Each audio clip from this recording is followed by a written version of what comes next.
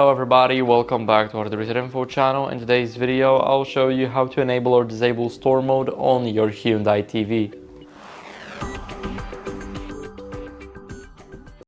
So first, what you guys need to do is go over to settings. Now in the system category, go to more, and here we will have the store mode. So it's basically a retail mode, so when we enable it, then we will see some crazy things that will show how good or how bad the TV is. Basically, it will show a lot of information about it, and it consumes a lot of energy. So if you're not planning on selling it, then I recommend you guys turning it off. Basically, when you want to turn it off, you do it the same way you did it with turning it on.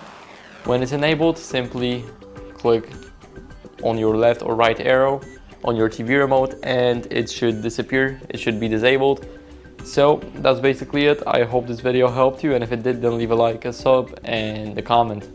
Bye.